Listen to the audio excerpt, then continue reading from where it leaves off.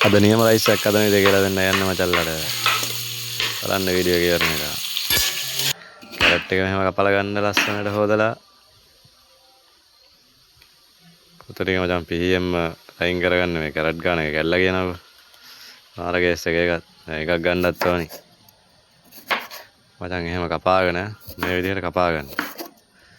බලන්න කොහොමද කපන්නේ කියලා. කැරට් ගන්න මැෂින් එක ඕනේ අපිට මැච් එක ගන්න. ඔයාලට පුළුවන් ද එහෙම කපා ගන්න?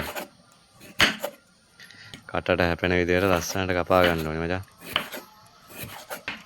ඒකට තමයි රයිස් එකක් කියලා දැනෙන්නේ. දැන් පේනවනේ ලස්සනට කැපෙනවා කැරට් ගන්න එකම ඕනේ.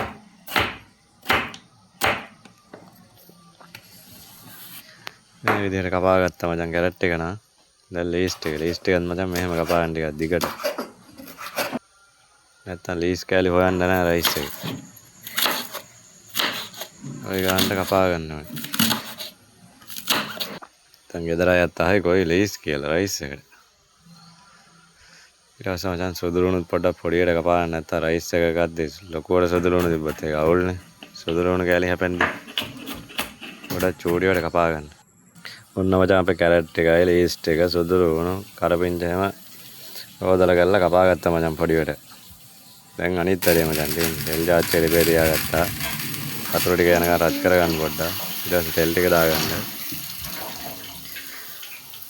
තෙල් ටික දාගෙන ඉවරලා මචං අපි අර කපාගත්තේ වලින් කරපිංචයි සුදුරුණුයි ලුණු ටිකයි දාගෙන හොඳට ටෙම්පරාදු කරගන්න. ගින්දර මචං ගොඩක් වැඩි කරගන්නත් එපා. ඒක නිකන් තෙල් ටිකක් පිච්චිලා ගිහලා මේවත් කළු වෙනවා. ගානට ගෑස් එකේ ගින්දර තියාගෙන ඒක කරගන්න මචං. ඊට පස්සේ මචං අපි විතර දාගන්නවා. විතර දෙකක් දාගත්තා මචං. විතර දෙකක් දාගත්තා අපි මේ ලොකු රයිස් එකක් නෑ හදන්නේ. ඒකෙන් දෙකක් දාගත්තා. ඔයාලා හදන ප්‍රමාණය අනුව විතර වැඩි කරගන්න. විතර ගන්න මචං හොඳට පොඩි පොඩි කෑලි වෙන විදිහට හොඳට ඇඳි ගන්න. නැත්තම් සමහර ඇටිවල විතර දී සමහර පැතිවල විතර නැති වෙයි.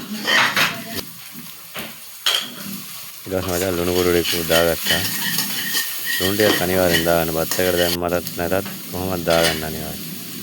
ඊට පස්සේ අපේ කැරට් ටික දාගෙන මික්ස් කරගන්නවා මේකට හොඳට. එකින් එක දාගෙන ඔක්කොම එකවර දාගන්නත් එපා. දැන් ලීස් ටික දාගත්තා.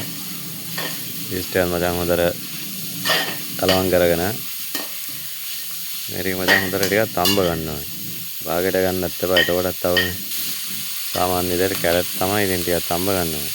මචං සුක්කට කෑල්ලකුත් දාගත්තා.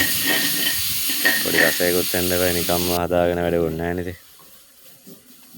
දැන් නම් මචං සාමාන්‍ය ගානට තැම්බිලා වගේ තියෙන්නේ. අවුලක් නැහැ. පොඩ්ඩක් හොඳට මික්ස් කරගන්න දැන්. දැන් තැම්බිලා තියෙන්නේ මචං හොඳට. දැන් මරුවට තැම්බිලා දැන්න. දැන් බත් ටික දාගමු බා. අද බත් එක පොඩ්ඩක් මෙරි ගතියට ආව මචං ඒක ගණන් ගන්න එපා. ඒත් අපි අතාරියේ නෑ රයිස් එක කොහොම හරි හදනවා. ගන්න පුළුවන් ගානට හදනවා කොහොම හරි.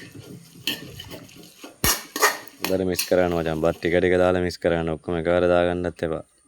අපි බත් එක නම් මික්ස් කරගෙන මචං චාච්චියට දාලා පොඩ්ඩක් ලිපේ තියාගත්තා. ටිකක් කර වතුර ගතිය නැති වෙන්න. දැන් නම් මචං රයිස් එකේ වැඩේ හරි. ඔන්න අපේ රයිස් එක. චිකන් ඩෙවල් එකකුත් හදාගත්ත රයිස් එක කන්නම කියලා. අදනම් ඉතින් බඩ පැලෙන්න කන්න පුළුවන් මචං. පේනවනේ චිකන් ඩෙවල් එකේ ලස්සනත්. ඔයාලටත් ඕන නම් කන්න ඉතින් අර මම්ම කුච්චියක් නේ.